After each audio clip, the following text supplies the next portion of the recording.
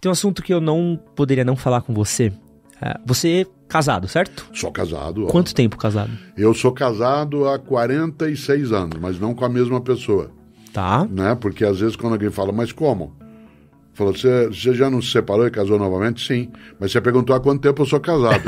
Como alguém pergunta, quantos anos você dá aula? Eu não digo 5 numa escola, 12 na outra. Faz Então, sim, eu sou casado há 46 anos, né? E sou casado com Cláudia há 10. Uma coisa que a nossa geração, e essa daqui acho que talvez seja o maior salto que a gente possa falar em questões de relacionamento, tem que lidar talvez em relação à sua, é a questão dos amores em tempos de internet. Então nós hoje temos redes sociais, aplicativos, a gente tem novos modelos de relacionamento, a gente tem novas estruturas, a questão do divórcio é uma coisa que mudou completamente o jeito como a gente se relaciona. Você acredita que as pessoas mudaram a relação com o amor ou pararam de acreditar no que é o amor? Não, ao contrário. Né? Eu sempre brinco, eu não fui casado uma única vez e nenhum dos meus filhos ou filha decidiu se separar um dia. Todos os 3 se casaram e continuam casados há bastante tempo. Aliás, os 3 fizeram uma coisa que chocou muito a minha geração e eu até reuni cada um deles no seu momento para dizer, isso é um absurdo. Correu sangue na minha geração para a gente não fazer isso que eles fizeram, que era noivar. Né? Isto é, a minha geração cresceu nos anos 1960 e 70, recusando algumas formalidades. Eu fui fumante durante 30 anos, nenhum dos meus filhos aderiu ao consumo do tabaco. A minha geração, que era uma geração hippie, ela vivia a ideia de amor como o amor mais livre. Aliás, porque a possibilidade de você poder ter uma sexualidade sem gravidez, ela apareceu em 1966, né, pela primeira vez, de maneira direta, com a pílula anticoncepcional. E a liberdade de convivência, etc. A geração mais nova, como a tua, entrou num processo de pânico a partir de 81, com HIV.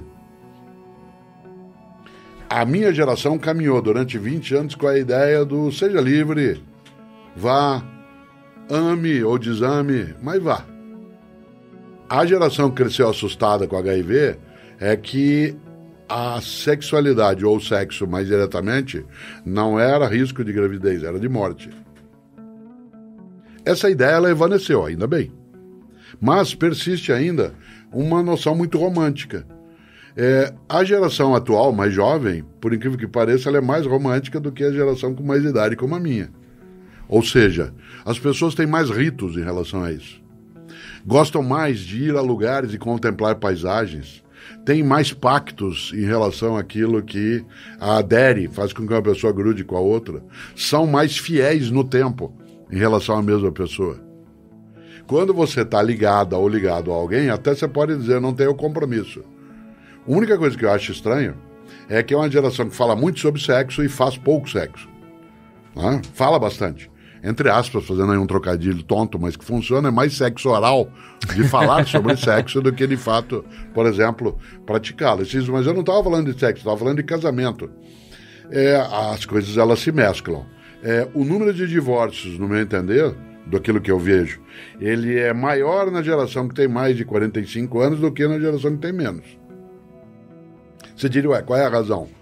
Primeiro, a possibilidade de você ter algum test drive, né, que permite uma fixação, né, de valores partilhados maior. Segundo, porque se inicia esse modo, né, de convivência, que seria, digamos, marital, esposal, com quem for, mais tarde. Eu fui pai com 22 anos a primeira vez. Nossa. Depois eu fui de novo aos 24 e de novo aos 30. Né? Portanto, você imagine, né, aos 22 anos eu já tinha, né, alguém ali naquele movimento que poderia fazer com que um casamento fixasse ou desabasse a depender das condições. Aí volta a tua questão mais funda. Será que mudou a ideia de amor? Sim. Será que as pessoas elas são mais afáveis aos processos de aproximação porque a tecnologia permite? O que eu temo é que se faça uma virtualização excessiva da convivência. Você sabe que o momento pandêmico trouxe muitas rupturas, porque aí é uma das leis da física. 2 corpos muito próximos produzem atrito. Né? Pessoas não estavam habituadas a tanta convivência.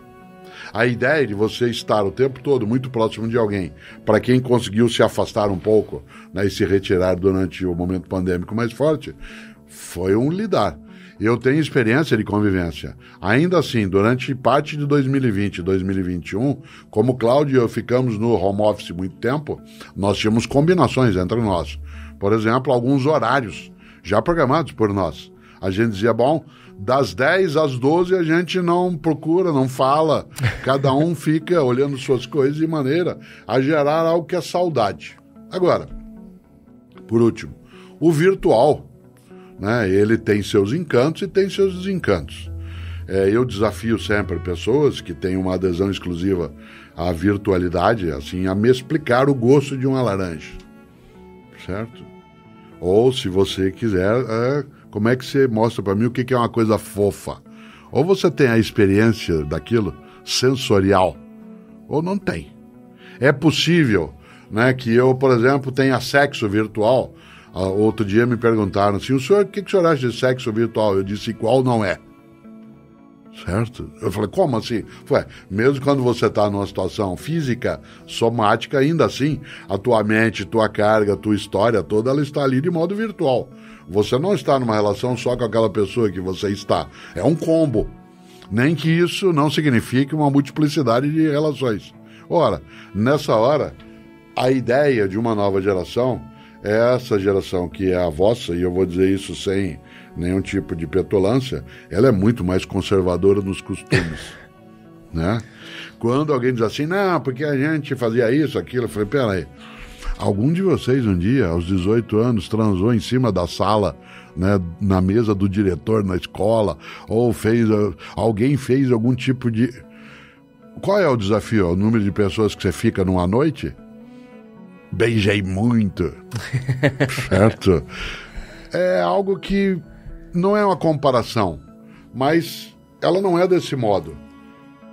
Haja vista o quanto que pessoas mais jovens, elas têm como referência algumas pessoas mais idosas para alguma coisa. Um último exemplo meu, eu uso barba sem tirá-la há 45 anos. Nunca eu tirei a barba nos 45 anos mais recentes. Eu tô na moda de novo. Eu não saí de onde eu tava. Eu sou alguém que gosta de ouvir música em disco de vinil. Tô na moda de novo. É quase a frase do relógio parado, né? Isso. Aliás, de um professor de matemática, chamado Charles Dodson, cujo apelido era Lewis Carroll. É dele essa ideia. Ele era um professor de lógica e matemática e ele, além de escrever Alice no País das Maravilhas, fez outros textos. Um deles é exatamente aquele que mostra qual relógio é mais exato. Aquele que está quebrado ou aquele que está funcionando. O funcionando nunca dará a hora certa. O quebrado dará a hora certa, exatamente certa, 2 vezes ao dia.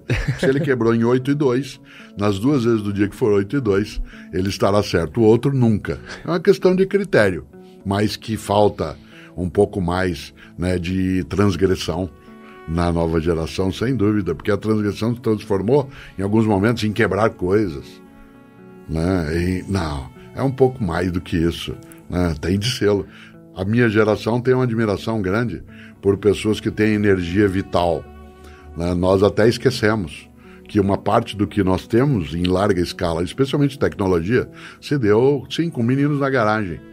Não só com aquilo que é a música de Seattle, né, nas garagens lá, mas também no campo da tecnologia. Quando Pedro I proclamou a independência, ele tinha 22 anos. Ele morreu com 35. Quando Charles Darwin saiu a viajar no Beagle, um brig da Marinha Britânica, e chegou até a América do Sul, passou o Estreito de Magalhães e subiu em direção à costa chilena, ele tinha 20 anos. O comandante do brig Beagle, o almirante Fitzroy, mais tarde, tinha 25 anos. O que eu quero dizer com isso? Que a gente precisa cautela com o etarismo. Porque hoje se fala muito do etarismo em relação a pessoas com mais idade, como eu. Mas existe o etarismo que é o preconceito em relação a pessoas mais jovens. Você tem o movimento. Todo preconceito é ruim. Tanto faz a idade. Você citou, num determinado momento, o grande, né, o especial Abujamra, Antônio Abujamra. A frase dele, para mim, mais definitiva é: a vida é tua, estrague-a como quiser.